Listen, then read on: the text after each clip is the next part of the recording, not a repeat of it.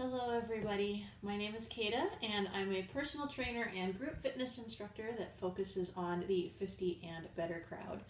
And I know that my head is partly cut off, but that is because today I'm going to be doing a tutorial on glute bridges. So this is an exercise that's really good for just about everybody.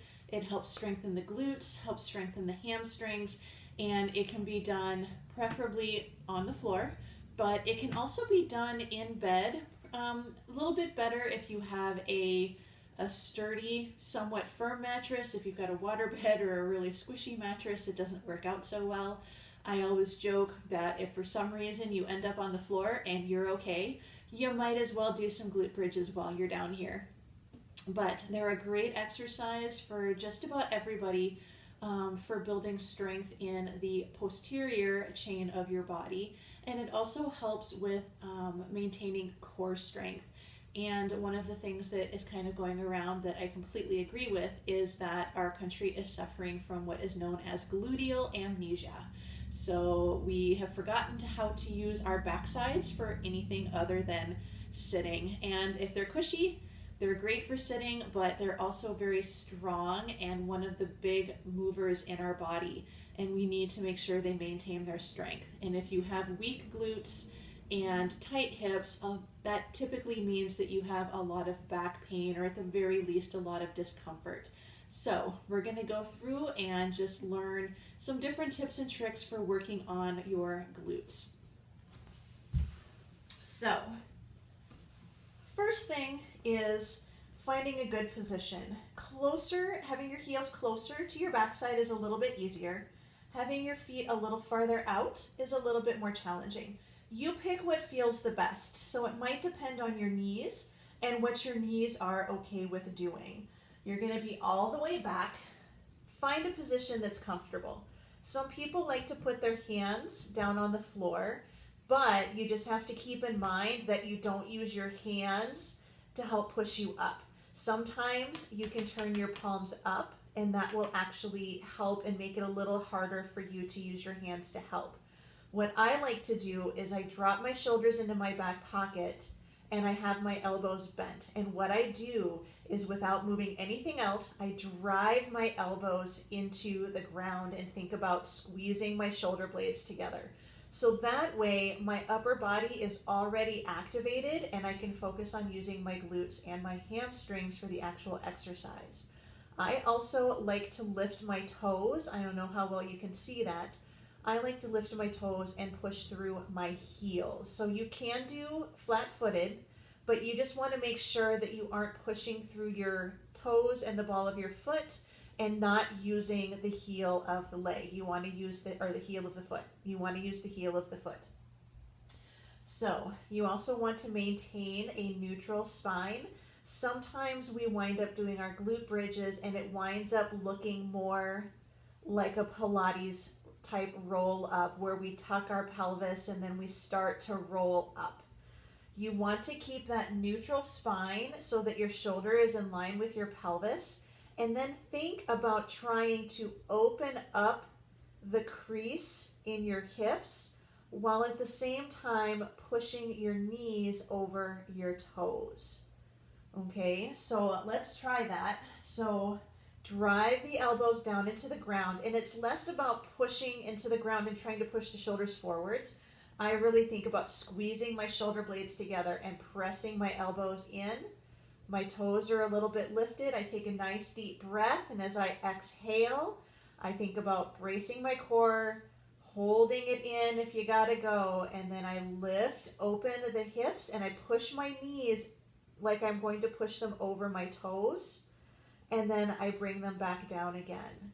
So again, notice that my upper body really comes up as one piece. My spine stays neutral. I open my hips, and then I set it back down again. So let's try that a couple more times. So lift and lower, and again lift and lower. Okay, now you can always also do this as a single leg, and to start With a single leg, I would pull your knee into your chest. And what this does is, for most people, it will lock in your lumbar position. So you're already pulling that knee in, and you can grab behind the thigh if that feels better. But you take a nice deep breath in, and as you exhale, you lift up, and then you set it back down again. And you can see I wobble a little bit when I do this one. This is my weaker leg. So lift, and then lower and come back down. And then do the same thing on the other side. So pull it in, push through the heel. You're going to lift and lower. Good. And one more time. Nice, good lift and lower. A couple things to watch out for is, a lot of times when people do glute bridges, and it's hard to see with the way I have this set up right now, but when they lift, a lot of times what happens is all of a sudden their knees go out, and then they come in and their knees go back down again. So what you want to do is you want to treat it, I'll just do this. You want to treat it just like if you're doing a squat. So you don't want your knees to wobble in and out when you do squats. You don't want to wobble in and out when you do your glute bridges either. So if you find that your knees kind of start to knock together when you go up and down, you can take a towel, or not a towel, but like maybe a belt, not a super tight one, a belt, or maybe if you've got the loop resistance bands, put those around your legs just above your knees and focus on pressing out into the band. You'll start to feel your outer thigh muscles and your glute muscles activate. You don't have to, tie them super tight. It's just a little bit of like a tactile feeling. So you get that feeling around your thighs, and you just think about pressing out. If you notice that they press out when you come up, you can try putting a ball between your knees. But again, it's also just maybe lift your head just a little and look at your knees and see if you notice them wobbling in and out, and just trying to be conscious of pushing them forward over your toes and keeping them nice and neutral. Every now and again, people tell me that their hamstrings start to cramp up. Part of that might just be fatigue. So if you're doing glute bridges at the end of a workout, it might be fatigue. But it could also be that instead of using your glutes for lifting, you're using your hamstrings. So what I tell people is to really kind of focus on your position, find that neutral spine posture, take a nice deep breath, and really think about contracting your glutes and pushing up, and then coming back down again. So if they do start to cramp up, stretch them out, let them relax, and then slowly try again. Sometimes if your muscles are a little inactive, or if you've had issues with those muscles before, when you do something new, those muscles will automatically tense up and tighten up, because they're trying to protect you from what they think is going to be a painful exercise. And so instead of preventing pain, sometimes they cause it. So if you find that they cramp a little bit, relax, stretch them out, take a nice deep breath, and then slowly try again. And maybe, a smaller range of motion to start with. But really think about squeezing those glutes. So imagine you've got to go to the bathroom and the gas station is a little farther away than you thought it was. So now you got to hold it. So it's just kind of keeping that pelvic floor nice and tight, your spine nice and neutral.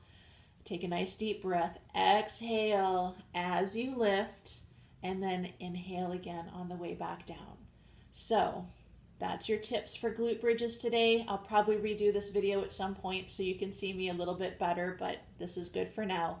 And if you have any thoughts or ideas about different tutorials that you would like to see, go ahead and put them in the comments down in the bottom, or go through and just contact me. And I'm always looking for different ideas. Right now, I think coming up, I'm looking at possibly burpees, and there's a couple of other exercises that I'm looking at, just rows and things like that. But if you have any ideas, go ahead and put it down in the comment box, and then also like my channel, and you can hit the bell for notifications, and then you can also subscribe, and you will be notified every time I post a new video for you. So Have a wonderful day, everybody, and I will see you later.